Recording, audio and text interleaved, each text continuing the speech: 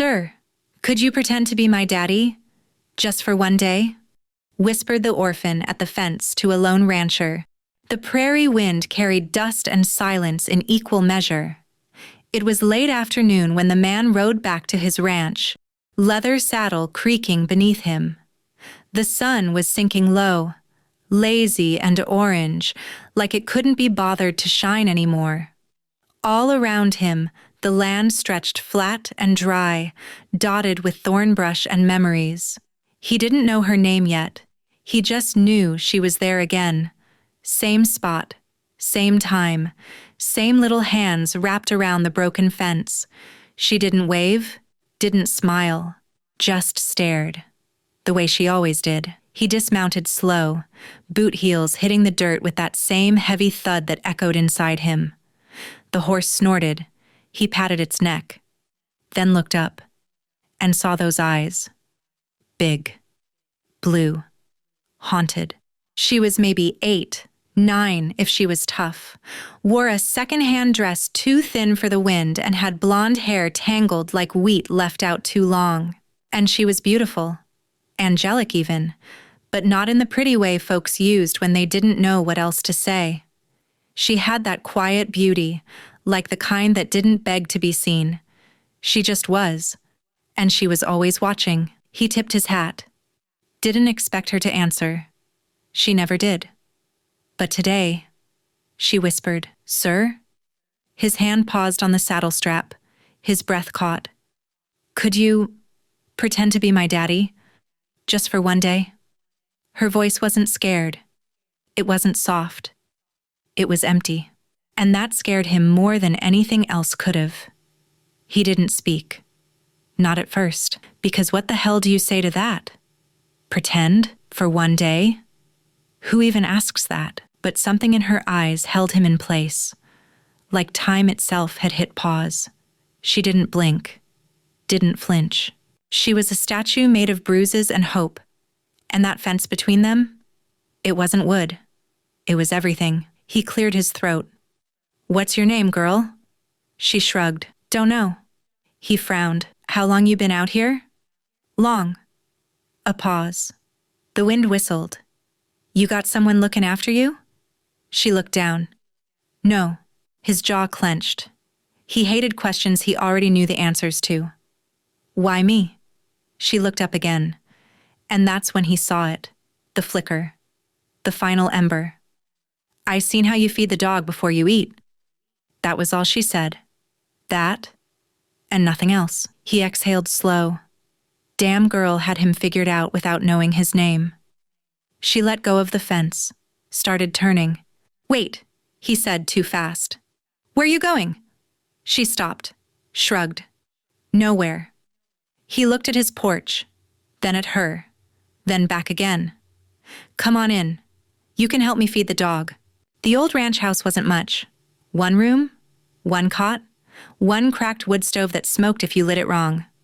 But it was clean, quiet, empty. Until now.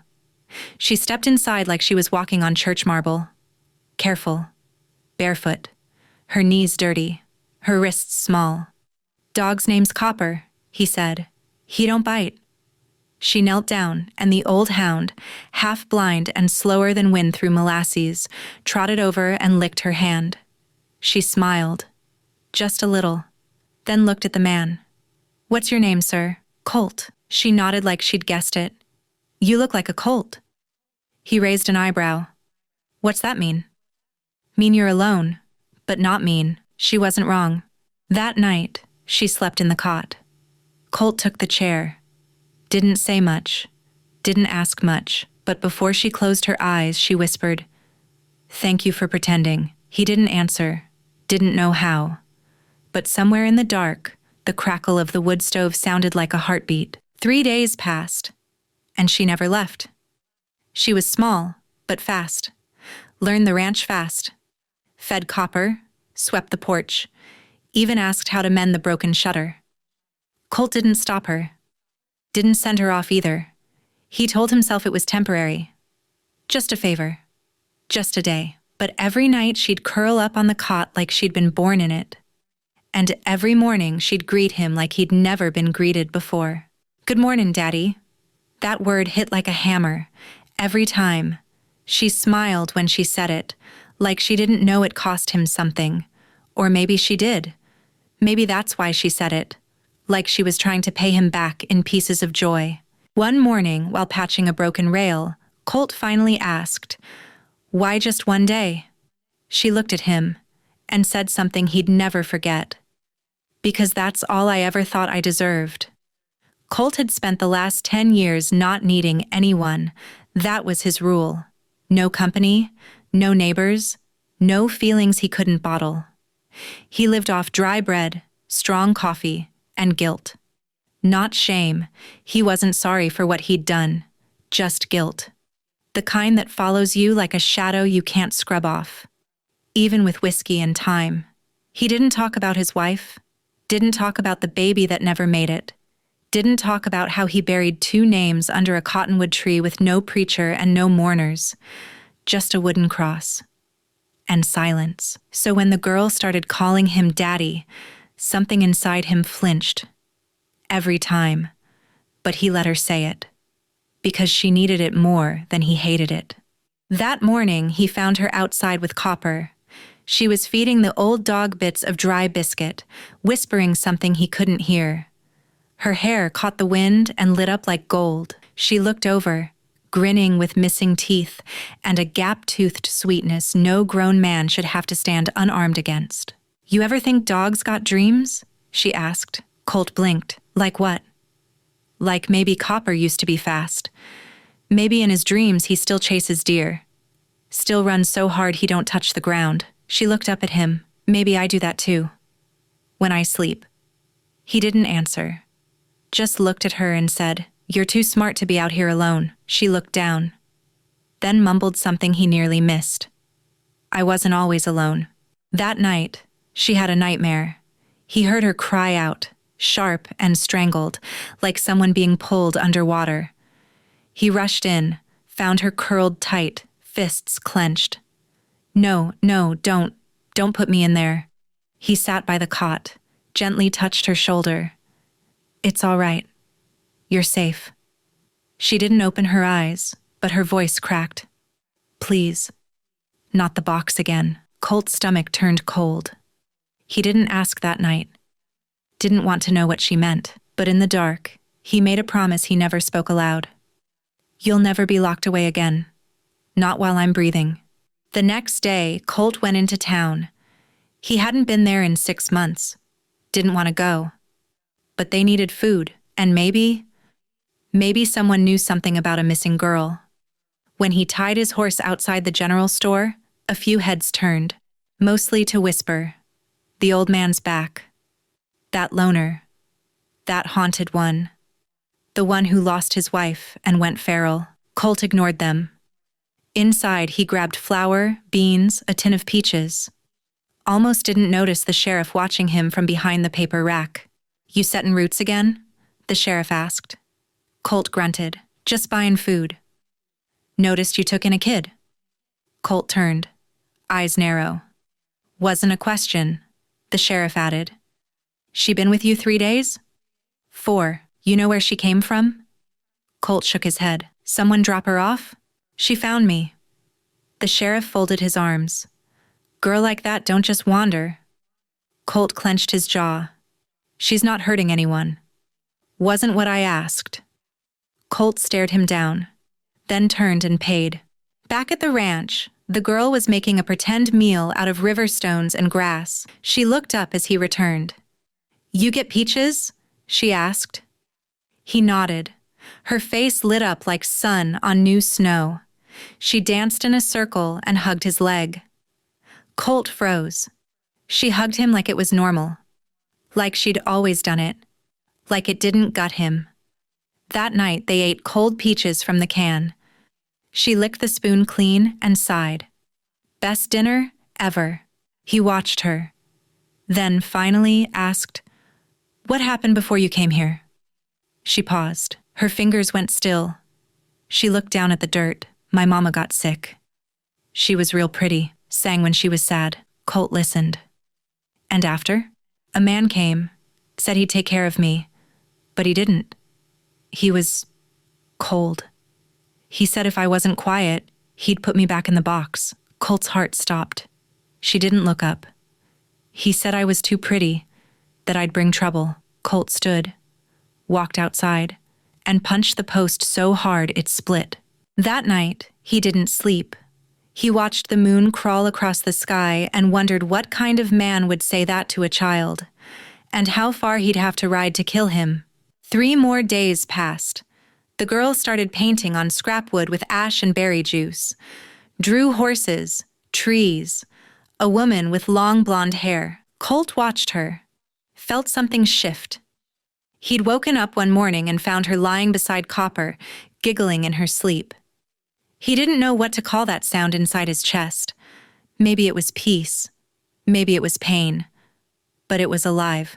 One evening, she found a photograph on his desk. It was faded.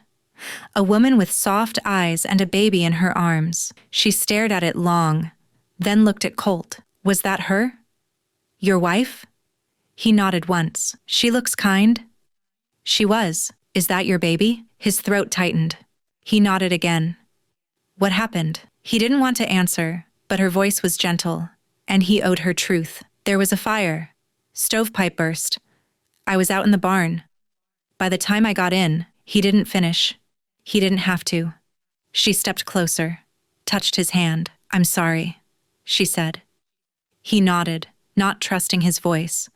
Then she whispered, maybe we both lost the people who made the world feel safe. That night, he tucked her in. Didn't mean to. It just happened. She looked up. Can I tell folks you're my daddy now?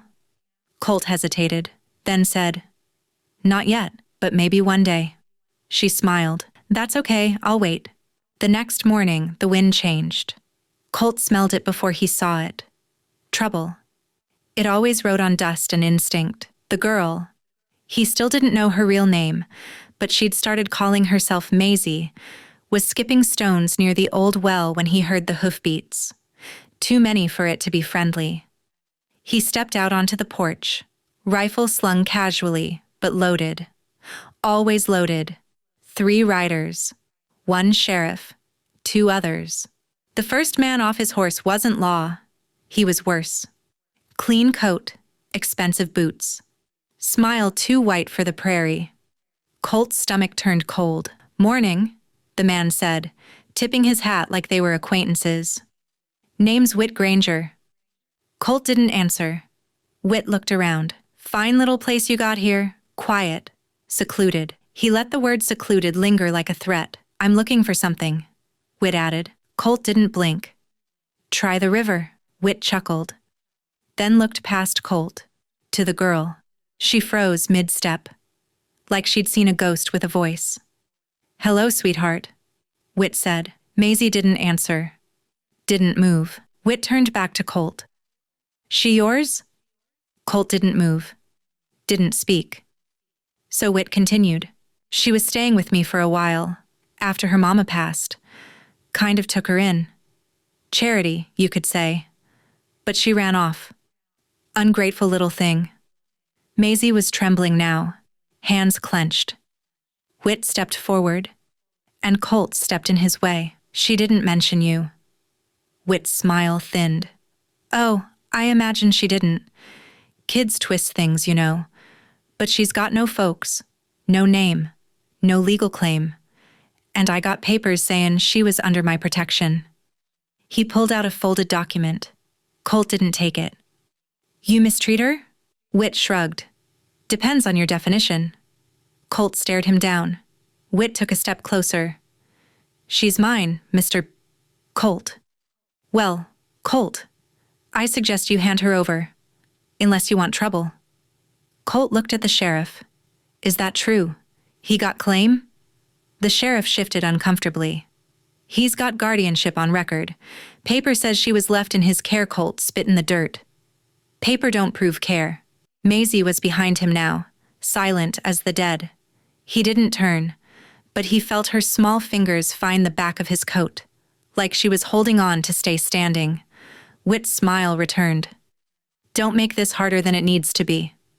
Colt exhaled slow, then said, "You got 3 seconds to get off my land." Whit blinked. The sheriff frowned. "Now, Colt." Colt raised the rifle. 3. The sheriff's hand went to his holster. 2. Whit cursed. "You serious?" 1. The 3 men backed toward their horses. Whit sneered. "You'll regret this, old man." Colt said nothing. Just watched them ride. Maisie was still gripping his coat when the dust settled. He turned slowly. She was crying, but not loud. Just quiet, gasping tears. Colt knelt. "You okay?" She nodded, then shook her head, then buried her face in his chest. He held her. Not like a stranger, not like a favor, like something permanent. That night, Colt dug up the old shotgun and loaded every shell he had. He boarded the windows, made sure the fire stayed low. Maisie didn't sleep. She sat on the cot with her knees pulled tight, hair hiding her face. "I don't want to go back," she whispered. "You won't." "But the sheriff." Colt looked at her. "Law don't always mean right." She looked up. "You'd fight for me?"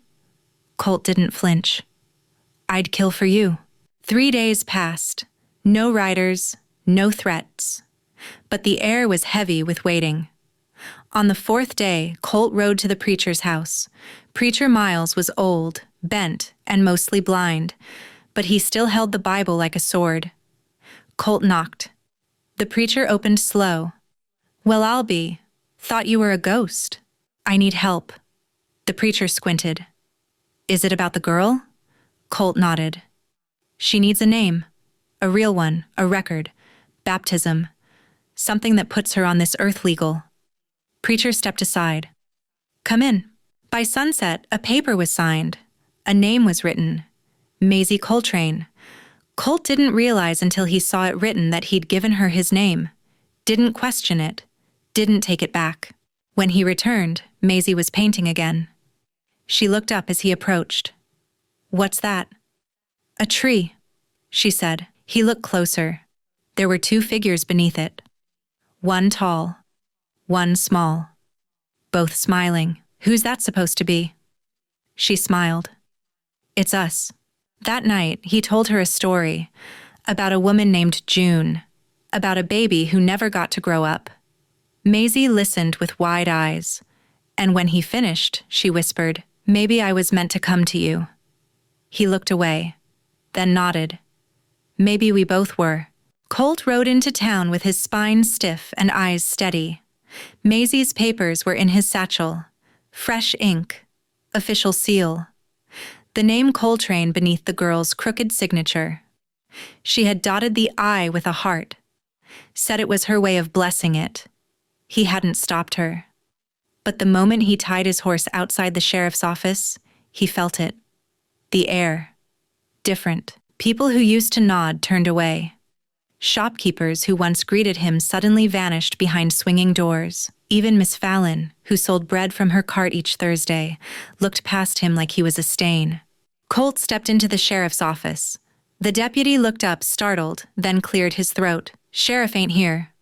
"Where is he?" "Don't know. Maybe over at Witt's." That name again. A name that followed like rot. Colt found Sheriff Boone in the saloon, sitting with Whit Granger and 2 of the town's councilmen. They looked up when Colt entered. The piano went silent. Every glass stopped halfway to lips. Colt walked straight to the table, dropped the paper. "Legal guardianship, baptized, name recorded. She's Maisie Coltrane now." Whit sneered. "Cute. You marry the girl's mama while I wasn't lookin'?" Boone rubbed his temples. "Colt, listen. It ain't that simple." Colt's voice was ice. "It is." One of the councilmen stood. "This girl, she's been through trauma. Wouldn't it be best if she was placed in a home with—" "With who?" Colt barked. "Him?" He nodded toward Whit. "You think she'd be safer with a man who locked her in a box?" The room went still. Whit's face tightened. "You got proof of that?" Colt stepped forward. "I've got her word." Whit chuckled. "Girl's wild. She draws horses on planks and thinks dead dogs can talk. What's next? Ghost stories? Boone stood between them. That's enough. Colt glared. You really gonna let him take her back? Boone sighed. It ain't about wantin'. It's about law. And technically, Colt slammed his fist down. You know what he did. Whit leaned in, smug. If you don't like it, go to court. File a suit. But until then, I got paper too. And mine came first. Colt left. But not before looking every man in the eye. You let him take her. You're digging her grave. Back at the ranch, Maisie was in the barn, whispering to Copper's grave. She did that sometimes. Said she didn't want him to be lonely under the dirt. Colt knelt beside her. There might be trouble soon, he said softly. She looked at him, unblinking. Are they coming? He nodded. Do I have to go? No. She reached out, took his hand. I don't want another pretend day. I want forever. He closed his eyes and whispered. So do I. That night, the wind howled like an omen. Colt sat in the rocking chair, rifle across his lap. Maisie slept in the cot. Only she didn't really sleep. She breathed shallow, like she knew something was ending. They came before dawn. Sheriff, deputy, 3 men from town. Whit Granger stayed in the wagon. Didn't even get down. Coward. Boone knocked. Colt opened the door without flinching. She ain't goin', he said flat. Boone held up the new paper. Court order. Emergency removal. Signed by Judge Withers last night. Colt didn't even look. She's got my name. She's not your blood. Don't need blood to be a father. The deputy winced. He had daughters. Please, Boone said. Don't make us do this hard. Colt stepped aside. Then don't. Boone hesitated, then walked past. Maisie stood by the hearth, eyes wide, silent. Boone knelt. Sweetheart, I need you to come with us. Just for now. She didn't move, didn't cry, just whispered. Why are you stealing me? Boone's mouth opened, but nothing came out. She turned to Colt. Daddy? His voice cracked. I'm right here, Bird. I want to stay. He knelt and hugged her, and whispered in her ear, You are mine. That doesn't end. Not even if they drag the sun away. They took her. Colt didn't fight. Because he saw Boone's hand twitch toward his holster, and he knew he couldn't shield her from a bullet, so he stood still and watched them go. The house was silent. Too silent. Colt stood in the doorway. The wind rushed in, and the room was colder than winter. He stared at the empty cot and broke. For the first time in a decade, the man who had lost everything wept on the floor, fists clenched, breath shaking like leaves. 3 days passed. No word, no sound. Just the creak of the house and the echo of her saying, Daddy? Then one night, Colt found something. A small scrap of wood on the windowsill, painted in blue ash, a horse, and 2 stick figures. Underneath, it said, Find me. The fire in Colt's chest didn't burn. It roared. Not like rage, not the kind of fire that made you blind. This was colder, sharper.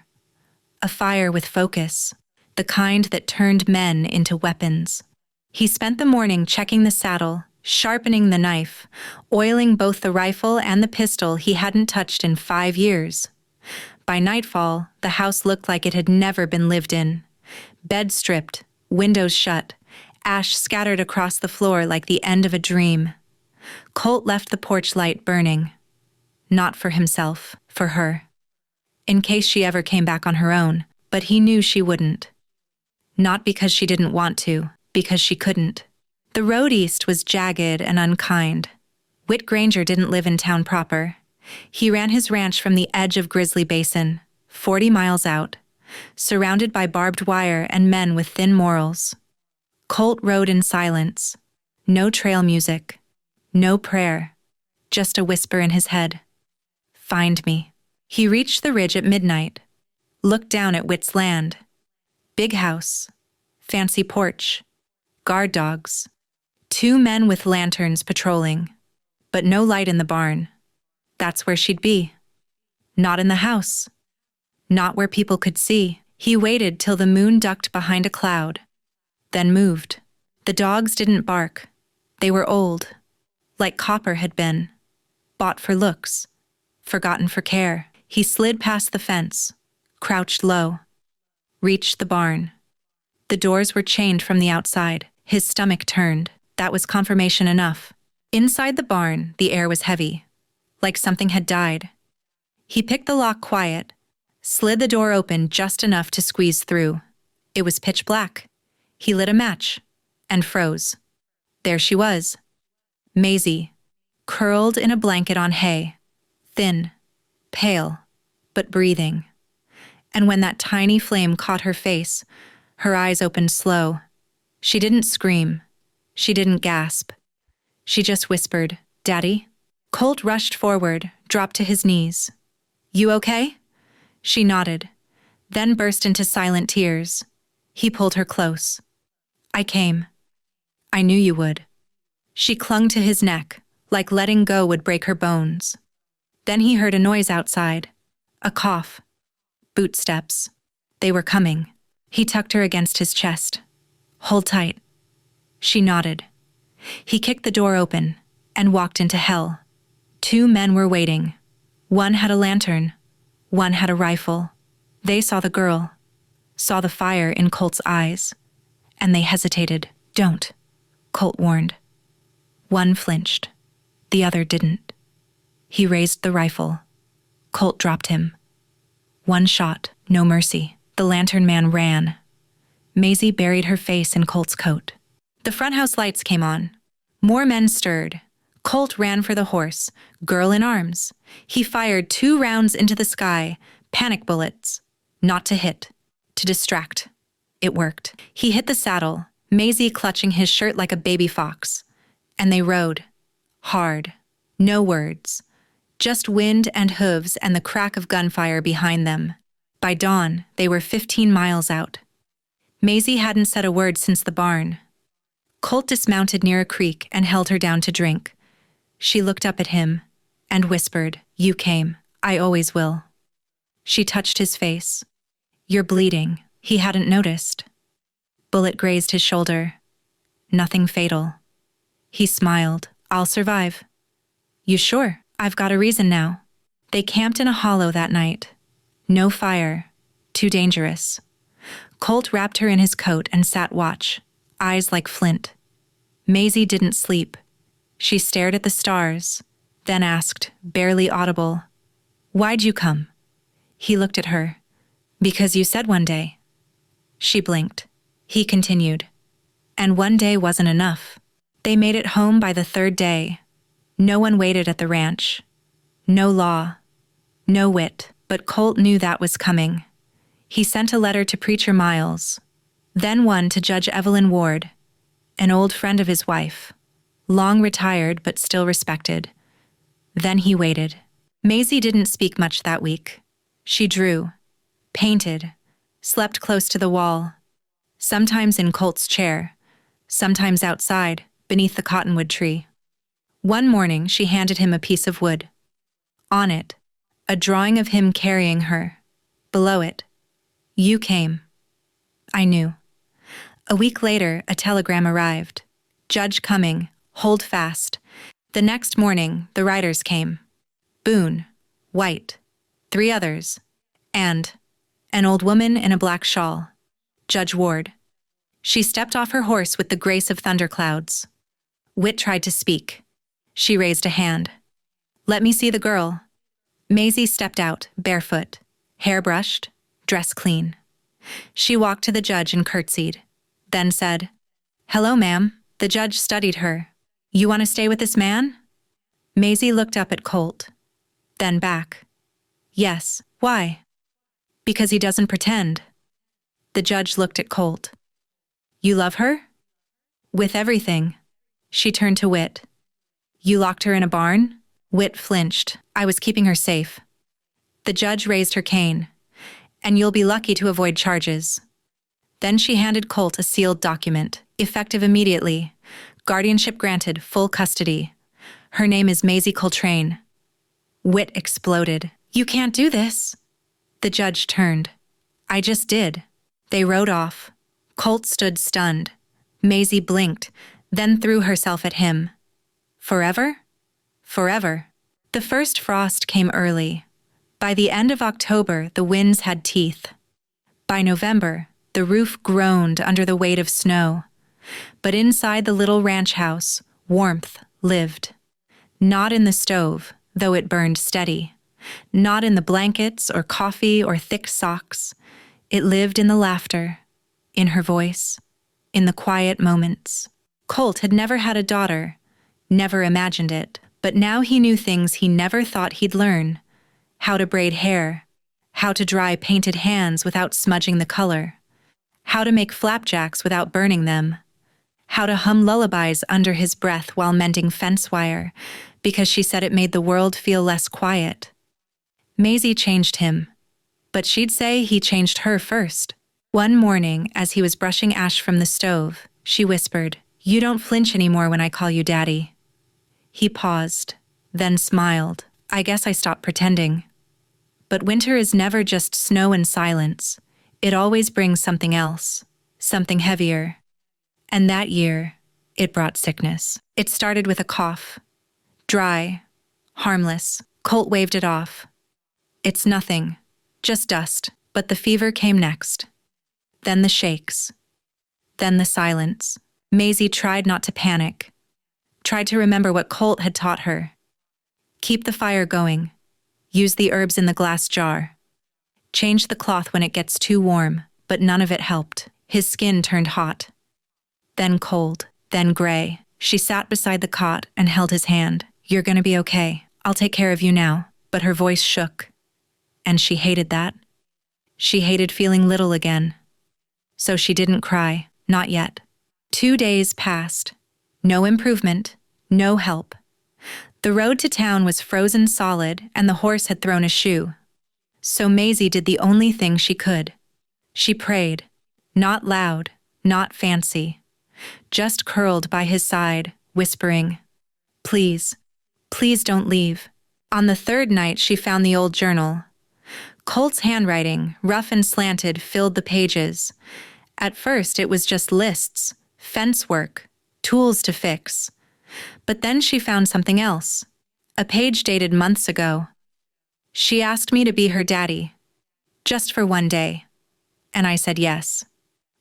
Now I wake up every morning wondering if I deserve to still be chosen." Maisie read it 5 times. Then whispered into his ear, "You do.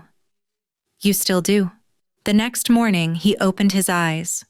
Barely. She gasped. "Daddy?" He groaned. "You smell like burnt soup." She laughed, cried. "I tried." He smiled weakly. "I know." Then passed out again. But the fever was breaking. It took him a week to sit up, 2 to walk. Maisie never left his side. She cooked, cleaned, read from the Bible even though she stumbled over the words. She even shaved him once. Badly. But he let her. Because he said she had to learn sometime. When the sun finally returned in full, melting the drifts along the fence line, Colt stood on the porch, leaning, thin, weak, but alive. Maisie stood beside him. He looked down. "You saved me." She smiled. "Now we're even." That spring, something changed in her. She stopped flinching at loud noises, stopped sleeping with the lamp on, started singing, just sometimes, when she fed the chickens. Started telling stories about her mama without crying. Started asking questions, hard ones. "Do you think God gave me to you on purpose?" Colt looked up from his work. "I think God gave me back to myself by giving me you." She nodded. Didn't fully understand, but she felt the truth of it. One morning, Colt found her at the cottonwood tree. She was carving something into the bark. He walked over. "What you doing?" She stepped back and showed him. It was her name, Maisie Coltrane. Beneath it, a tiny heart. And below that, she had carved one more thing, daughter. That night, they sat on the porch in silence, Just the stars, the wind, the crack of the old chair beneath them. Then Maisie said, "Do you think when I'm grown up, I'll still be your girl?" Colt turned to her. "You'll be my girl when the stars fall and the sky forgets its name." She leaned against him. "Good, because I don't want to belong to anyone else." He kissed the top of her head. "You never will." Spring had nearly melted into summer. The ranch was alive again. Birds nested under the eaves, grass grew thick along the creek bed, and Maisie had started sleeping with the window open just to hear the frogs. She smiled more, ran faster, sang while feeding the chickens. Colt watched her, quiet, proud. The past felt distant, like a fog that had lifted for good, but peace never rides forever. And sometimes it arrives only to show you what you stand to lose. It was a Tuesday when the letter came, delivered by Preacher Miles himself, hunched and winded but sure. "Found it in the bottom of a bag," he said. Might have been lost weeks, or years. Colt took the envelope, felt the weight of it before he even read the name. To the guardian of Maisie, or whoever she is now. He opened it slow. The paper was yellowed, creased. The handwriting elegant, but tight, as if it had been written with regret. "If this ever reaches the girl, her real name is Grace Emmeline Carter. I was her aunt. Her mother, Maribel, died giving birth. Her father, well, that's complicated. I tried to raise her, but I was sick, and the man I trusted to take her in, Whit Granger, turned out to be crueler than I could imagine. I left town, couldn't afford to take her with me, and I've never forgiven myself. If she is safe now, I beg you, don't tell her I exist. Don't tell her her name. Let her stay who she's become.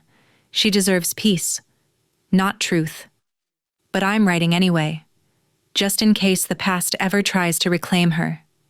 Tell her she was always loved, even in silence. M.E. Carter." Colt read it twice, then folded it, burned it in the stove, and stood watching the flame until it turned to nothing. He didn't tell Maisie. Not right away. Not because he wanted to lie, but because he didn't know what telling her would do. That night, she found him on the porch. He was whittling a scrap of cedar into something shapeless. She plopped beside him, legs dangling. "Preacher say anything weird?" He hesitated, then shook his head. Maisie squinted at him. "You're a bad liar." He looked at her, and gave in. "There was a letter." "From who?" He paused. "Someone who knew your mama." She went quiet, then asked, "Was there anything about me?" He nodded. "She said you were loved. From the beginning." Maisie didn't speak for a while, just watched the stars, then whispered, "I wonder if she'd like who I am now." Colt stared at her. "She'd be proud." Maisie nodded slowly, then said, "Even if I used to be someone else, I still feel like I'm really Maisie." "You are." "I don't want to be anyone else." "You never have to be." But something in her changed after that night. Not badly, just quieter. She started asking new questions. What her mama looked like, what kind of name Emmeline was, if she had freckles like hers. Colt answered what he could, but some things, he just didn't know. A week later, she made a request. "Can we ride into town?" Colt looked up from his work. "What for?" "I want to talk to the preacher." They rode together. Maisie was tall enough now to ride solo, but she still preferred the back of his horse.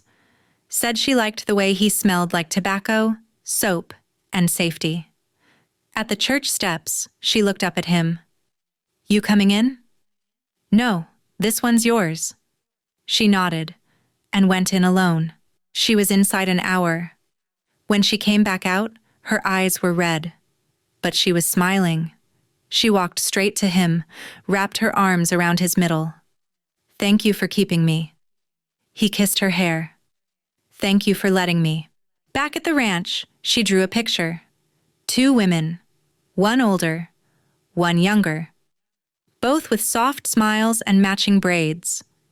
She tacked it to the wall near the window. "That's my mama," she said. "And that's me."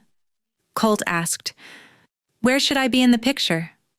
She pointed to a sun above the women. "You're in the light." That night, they made peach pie. The kitchen filled with laughter and flour and a kind of joy that doesn't need to explain itself. Maisie licked the spoon and grinned. "You ever think maybe God gave me 2 names so I could choose?" Colt raised an eyebrow. "Which one you choosing?" She smiled. "Maisie, always." Years passed like seasons do, quiet, invisible, and certain. Maisie grew. Not just taller, though she did shoot up in her teens, gangly knees and untamed hair and a laugh that never quite faded. She grew into herself, into a voice, a mind, a kindness that made neighbors stop in their tracks. And all across the county, folks who used to whisper about Colt and the girl who wasn't his slowly came to see them differently. Because no one who saw them together, sharing pie, building fence, sitting quiet on the porch, could deny the truth. They were family, not by blood, but by something deeper. Maisie turned 18 on a Monday. They didn't throw a party. She didn't want one. Just asked for her favorite, blackberry cobbler and a sunrise ride. They rode past the creek, past the tree where she once carved her name, past Copper's old grave, now covered in wildflowers, and finally, back to the fence. That fence, the same splintered boards, same slope of earth. Only now it looked smaller somehow. She dismounted, walked to the spot where she'd once stood barefoot and frightened. Colt stayed back, watching. She ran her hand along the top rail, then turned. "Do you remember what I said here?" His voice was thick. "I remember." She stepped closer. "You were gonna say no. I could tell." He raised an eyebrow. "You were scary." She grinned. "I was tiny." "Exactly." Maisie walked up to him, put her arms around his waist. "You said yes anyway." He nodded. "I didn't know why then." "But you do now?" He looked down at her. "Yeah, I do." They sat on the hill above the house that evening. A breeze stirred the wheat. The porch light flicked on automatically. Maisie took his hand. "You ever wish you had your old life back?"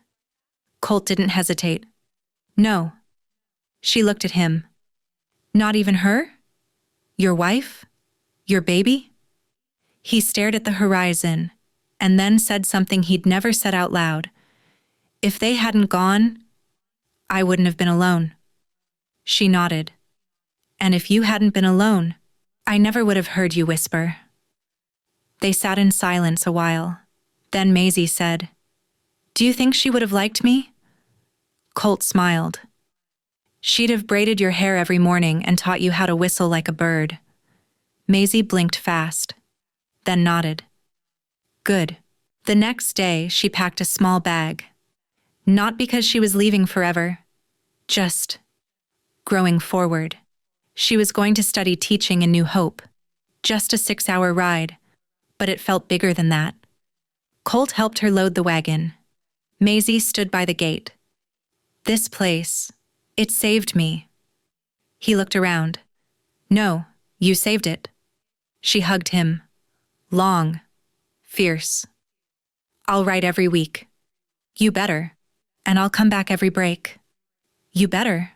She grinned, then whispered in his ear, "You're still my daddy." He didn't answer. Couldn't. She stepped into the wagon, waved once, then twice, and was gone. The house was quiet again. Not the haunted quiet it used to be, just paused. Colt went back inside, lit the lamp, opened her last drawing, framed by the door. It was of the fence, the 2 of them, one small, one tall. Below it, written in careful letters, "You were never pretending." Years passed. Maisie returned often, brought children once, her students, told them stories by the tree. Sometimes brought her own daughter too. Blonde curls, angel face. Colt just chuckled. Runs in the family now, I guess. He never built a school, never stood on a hill and looked down with final words. But on one late spring evening, with a cane in his hand and a granddaughter on his knee, he whispered a story about a fence and a whisper, and the day he was asked to pretend and couldn't stop. Love doesn't come with papers or promises. Sometimes it just shows up, barefoot and broken, and asks for one day. And if you're lucky enough to say yes, that day never really ends. If you made it this far, consider subscribing. Thank you.